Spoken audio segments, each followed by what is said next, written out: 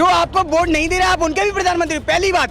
दूसरी बात, आप मैं हर इलेक्शन में देखता हूँ, पीछे भी इलेक्शन हुए, विधानसभा विधायक जो भी होते हर उसमें प्रचार करने चले, तो आप प्रधानमंत्री हो, प्रचार मंत्री हो।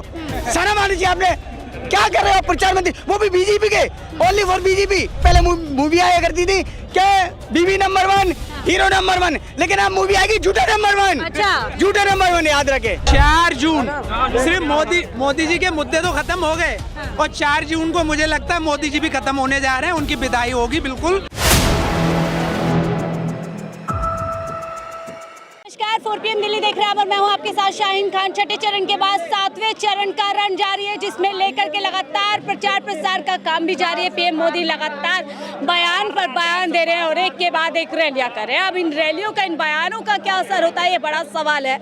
वही एक बड़ा बयान भी पीएम मोदी जी ने दे दिया है कि विपक्ष अपने वोटर्स को लुभाने के लिए मुजरा करना चाहे तो मुजरा भी करा। पीएम मोदी एक पीएम पद पर, गरिमा के पद पे रहते हुए इस तरीके के बयान का क्या असर जनता के बीच में होता है, इसी से जुड़ने के लिए जनता से सीधा जुड़ते हैं। और सवाल सर पीला यही है कि अब जब 7वें चरण की वोटिंग होनी है, लगातार ये वोटर्स के लिए जो जिस तरीके का बयान पीएम मोदी दे रहे हैं, कैसे देखते हैं कि मुजरा विपक्ष कर रहा है वोट मांगने के लिए? Very bad work now to speak Modi ji. इतने काम और इनका जो बोलना इतना गंदा, आज तक मैंने अपने देश में प्रधानमंत्री 14 रह चुके हैं, अभी तक किसी ने नहीं बोला। और पहली बात मैं इनको ये बोलना चाहूँगा कि आप मोदी जी प्राइम मिनिस्टर हो, देश के प्रधानमंत्री हो, आप ना कि बीजेपी के प्रधानमंत्री हो, आप उनके भी प्रधानमंत्री हो जो आपको वोट नहीं दे रहे हैं, ठीक है, जो आपको वोट नहीं दे रहे हैं आप उनके भी प्रधानमंत्री हो, पहली बात।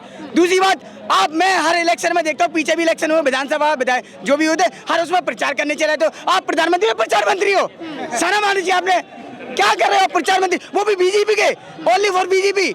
आप बीजेपी के प्रधानमंत्री हो क्या, आप देश के प्रधानमंत्री हो। आप प्रधानमंत्री बनने से पहले ये काम कर सकते थे, लेकिन प्रधानमंत्री बनने के बाद ये काम शोभा नहीं देता आपको। आपको देश के हित की बात करना पड़ेगी, आपको डेमोक्रेसी की बात करना पड़ेगी, लेकिन इनके राज में कुछ नहीं होता। इनके राज में क्या होता है, क्या संविधान बदलना चाहिए, संविधान बदलना चाहिए, संविधान खत्म कर, ये शर्म आनी चाहिए आपको। तो विपक्ष को कह रहे हैं कि विपक्ष संविधान बदल करके आरक्षण देना। निकम्मी सरकार के बीजेपी के सांसद कहता है अनंत हेगड़े 11 मार्च को, क्या दैनिक भास्कर की रिपोर्ट ने उठा के देख लेना, 11 मार्च को कहता है कि एक अनंत हेगड़े क्या भारत का 400 सीट चाहिए ताकि संविधान बदल सके। मैं उनको खुला चुनौती दे दूं, डॉक्टर वी आर अम्बेडकर वाला जिंदा 400 का 500 ले आओ, किसी के बाप में संविधान बदल। मोदी भी तो यही निकम्मी सरकार को बदल देंगे, याद रखें। मोदी भी तो यही कहते हैं कि खुद अम्बेडकर भी आ जाएंगे तो भी संविधान नहीं। वो जुमला उनका झूठ बोलना मैंने पहले बोल चुका हूँ। मैं कह रहा हूँ भारत के अंदर अगर सबसे झूठे पद वो अवार्ड मिलना चाहिए तो वो मोदी जी को। अच्छा, ऐसा क्यों? ऐसा ही है, पहले मूवी आया करती थी क्या, बीबी नंबर 1 हीरो नंबर 1, लेकिन अब मूवी आएगी झूठा नंबर 1। अच्छा, झूठा नंबर 1 याद रखे। और हीरो कौन होगा उसका? उसके मोदी जी। अच्छा, बिल्कुल जितना इन्होंने झूठ बोला अभी तक किसी ने नहीं बोला। आज जनता को क्या चाहिए, क्या झूठ बोला मोदी? क्या झूठ नहीं बोला।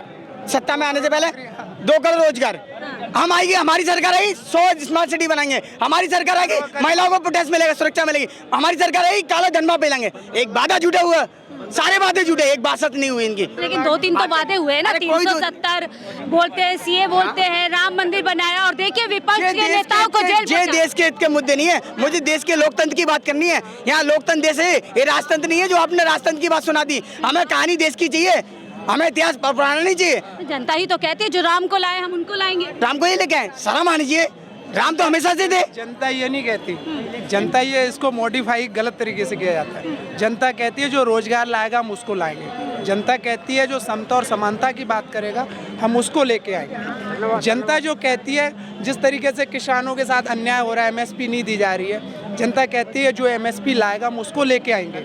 जनता कहती है जो हिंदू मुस्लिम नहीं करेगा हम उसको लेके आएंगे।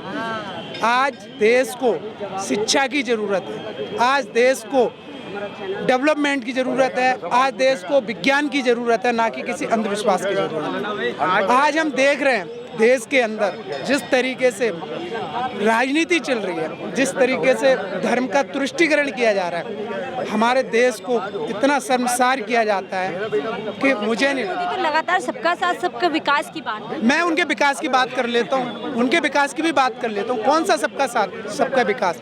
जब मंडल कमीशन बना था, OBC को 27% आरक्षण देने के लिए लागू किया गया था BP सिंह की सरकार ने, पूरे देश में इतना विरोध हुआ था उस मंडल कमीशन का, लेकिन फिर भी उसकी सिफारिशें लागू की गई। मैं पूछना चाहता हूँ, जब 10% रिजर्वेशन मौजूदा भारतीय जनता पार्टी द्वारा सवर्ण समाज को ईडब्ल्यूएस का कोटा जो दिया गया पूरे देश के अंदर, इनके पास कौन सा क्राइटेरिया था जिससे इनको ये पता लग गया कि स्वर्ण समाज इतना गरीब है? यानी 10-15% स्वर्ण समाज को 10% रिजर्वेशन दे दिया, मतलब 70% रिजर्वेशन। एक ओबीसी समाज जो 55-60% रिप्रेजेंट करता है देश के अंदर, उसको 27% आरक्षण आज भी, जहां स्टेटों में मौजूदा केंद्र सरकार बीजेपी की सरकार है, वहाँ आज तक 27% आरक्षण लागू नहीं किया गया ओबीसी को। तो बोल रहे हैं ना SC/ST जो ओबीसी जिनका भी आरक्षण है, खाने नहीं दूंगा जो विपक्षी तो वो खुद ही रहे विपक्ष का खा रहा, सत्ता में ही है। 10% रिजर्वेशन खा के जनरल समाज को इन्होंने दिया, चाहे वो जो SC/ST का आरक्षण हो, ओबीसी का रिजर्वेशन हो, अल्पसंख्यकों का रिजर्वेशन हो, इन्होंने दिया किसको? जनरल समाज को। आज इनके पेट में दर्द होता है जातिगत जनगणना करने के लिए। क्यों होता है?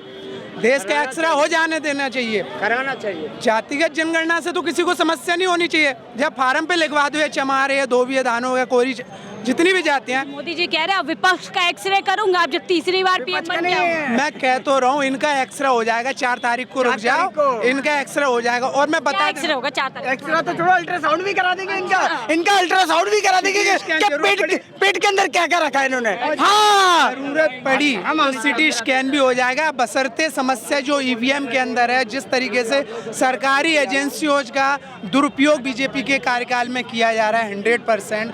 आज हम देखते हैं चाहे चुनाव आयोग हो, चाहे सरकार की कोई सरकारी एजेंसी हो, ईडी, सीबीआई, कुछ भी हो, प्रेशर और दबाव में वो निष्पक्ष अपना काम नहीं कर पा रहे हैं।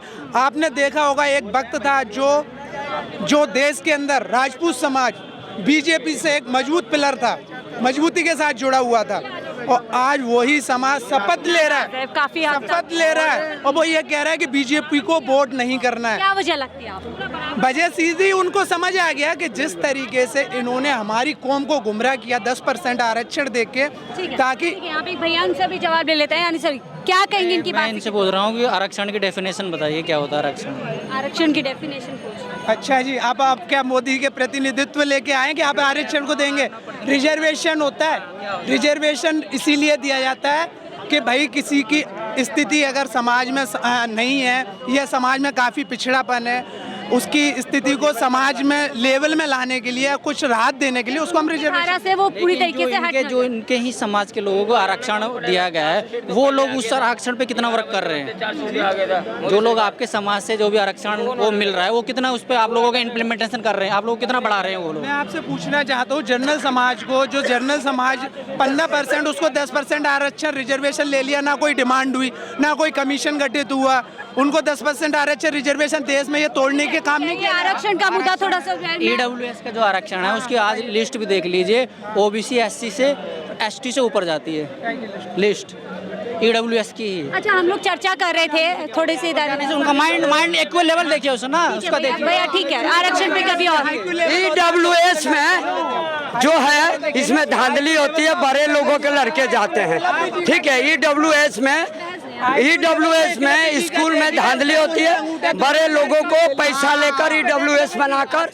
धांधलीबाजी होती है, जो गरीबों का हक है वो अमीर उसी में नहीं, गरीब तो है ही नहीं, गरीब का तो एडमिशन ही नहीं होता है मैडम, बिल्कुल नहीं होता है। अब देखिए उद्योगपतियों को कर्जा माफ हो गया। हम लोग यहाँ पर पीएम मोदी की भाषा शैली पे बात कर रहे थे, जिस तरीके के वो बयान दे रहे हैं, मछली से शुरू होते मंगलसूत्र पहुँचते पहुँचते आप मुजरा पे पहुँच गए। मैडम ये क्या होता है कि ये सिचुएशन ऐसी होती है कि लोग उस तरह इंटेंशन में आके बोलते हैं। अच्छा। ऐसे लोग उधर विपक्ष के लोगों ने काफी कुछ क्या बोला विपक्ष, थोड़ा बताइए इनको। हम लोग विपक्ष के लोगों देखो, इतना मैं पॉलिटिकल से नहीं बोल रहा, लेकिन वैसे पॉलिटिकल से नहीं हूँ। एक बयान बताइए विपक्ष ने दिया हो जिस चुनाव में। विपक्ष ने देखो इसका मैं देखो ना विपक्ष की तरफ, लेकिन मोदी जी ने लगातार मछली, मीट, मंगलसूत्र, मुसलमान, मुगल और लगातार बात कर। का मतलब क्या हो, मछली जो लोग खा रहे हैं वो खाए। मुद्दे खत्म हो गए मोदी जी के पास? हाँ, ये तो खत्म, मतलब मुद्दे क्या खत्म, ये तो जो पब्लिक, इतना बेरोजगारी है, महंगाई है। बेरोजगारी कुछ नहीं है, बेरोजगारी का मतलब ये है कि 4 जून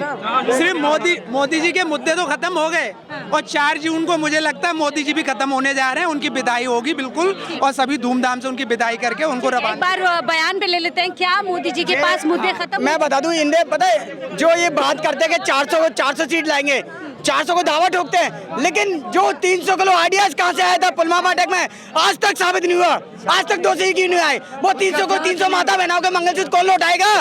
ये 700 किसान मरवाए थे, उनके मंगलसूत्र कौन लौटाएगा? ये निकम्मी सरकार और बीजेपी गवर्नमेंट से पूछना चाहूंगा। कई सवाल हैं, इसके जवाब 4 जून को मिलेंगे और 4 जून को रिजल्ट आ जाएगा। यही हम चर्चा कर रहे थे कि आखिर छठे चरण होने के बाद 7वें चरण आते आते पीएम मोदी के लगातार मुद्दे क्यों बदल रहे हैं और अब इतना विवादित बयान विपक्ष के लिए दे दिया है, जिसके बाद लगातार जो राजनीति है वो गर्माती जा रही है। इसी पे चर्चा कर रहे थे आम जनता से। फिलहाल मुझे दीजिए इजाजत, आप देख रहे थे 4 PM दिल्ली।